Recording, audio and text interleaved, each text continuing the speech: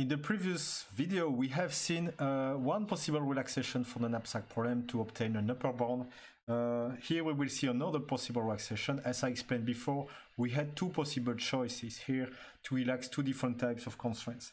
One was to relax the capacity constraint. This is just what we did before. And the other possibility was to relax the integrality constraint. And so instead of requiring that xi takes the value 0 or 1, we can assume that it will take anything between 0 and 1, and so we have a continuous range of values that are possible for xi. Okay? And so by relaxing this, we will be able to obtain a better or a different upper bound, at least here. In practice, it is better if you do the experiments. We will assume that we sort the items according to the ratio Vi, so the value divided by the weight, and we will assume that it's sorted decreasingly, okay, from left to right. So the first item will be the one with the highest value over the weight, okay? And so if we have these items sorted, we can find what we call the critical item. The critical item is the first item, the first index j, so that, the first is the first index, so first index I, so that if you select all the items up to this index I and you sum the weights, you go over the capacity. You would exceed the capacity C. Okay, we call that the critical item.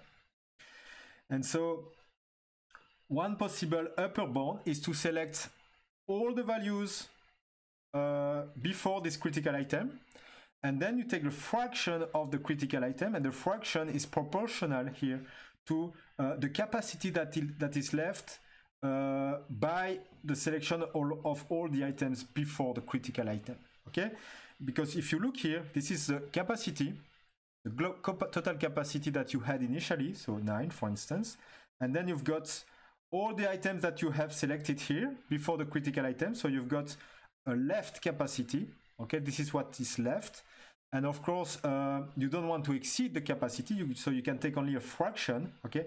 And this is the ratio, the fraction that you can take of this last critical item of item j.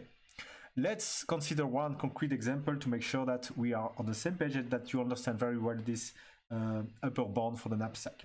We call that the linear relaxation upper bound, by the way, okay? This is why we call it linear relaxation, because linear programming assumes that all the variables are continuous. So this is one small instance, okay? I've got all the values here, I've got the weights, and as you can see here, I have computed the ratio value over weight, and these are decreasing, okay? So 28 divided by 7, this is my ratio 4, which is larger than for this item, which is 22 divided by 6, which is 3.66, okay, and so on. So this is decreasing, okay? My capacity here is assumed to be 14, in this example, and so my critical item will be the item 2, okay? It's critical because if you select the weight, 7 plus 6, you are still below 14, but if you would add the item 2, you go above 14, okay? You would go actually up to 18, okay, which is not allowed, and so this becomes the critical item. And so to compute the upper bound, we will assume that we select these two, but we can only select a fraction of that one up to the remaining capacity, which is 14 minus 13, which is 1. So I've got the ratio 1 divided by 5, which is the weight of the critical item here. So I can only select 1/5 of this item, and 1/5 of the value of 18 means this, 1/5 of 18. So I've got a value of 28 plus 22 plus 1/5 of 18. So this is one possible upper bound, which is 53.6, okay? And of course, since I know that everything is integer here, I could possibly also take the floor of this value of the integer just before, so for instance 53.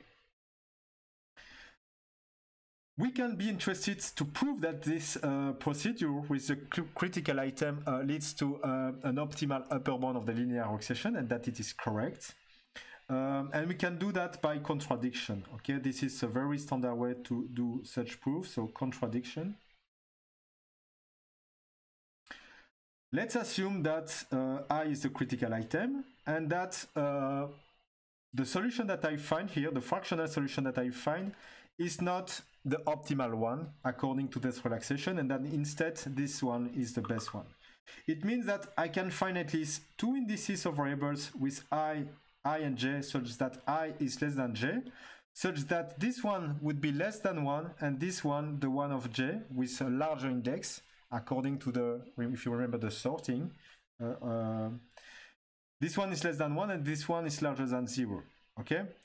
Then we can prove that we can improve this solution according to the relaxation by just adding a small epsilon here to xi, okay, and removing a small epsilon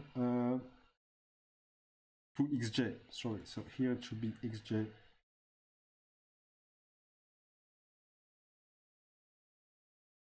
Okay, so if I do this and I do this, I can improve my solution, which is of course a contradiction, which means that this procedure with a critical item is able to find the optimal solution according to the linear relaxation and can provide me a valid upper bound.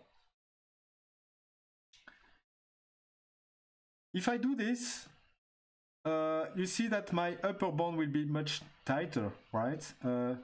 Initially, if I remove the capacity constraint, I used to have 28 here, 28 plus 30 plus 20, which was 78, okay, if I remove this capacity constraint.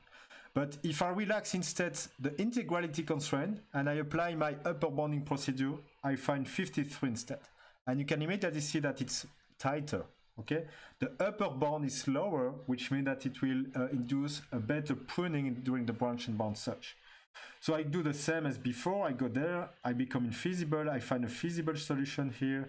Okay, this one is dominated as last time. I backtrack here, and when I'm backtracking, I find my upper bound with the linear relaxation is 45, and 45 is already worse than my best feasible solution here, which was my best known solution is 48. So 45, even if I'm optimistic, I can immediately see that I will not be able, if I go there, to improve 48 further. And I can prune this part of the search tree, okay? This one will be pruned, okay? And so this will not be explored, okay? This is the gain that I have if I apply the linear relaxation in this example.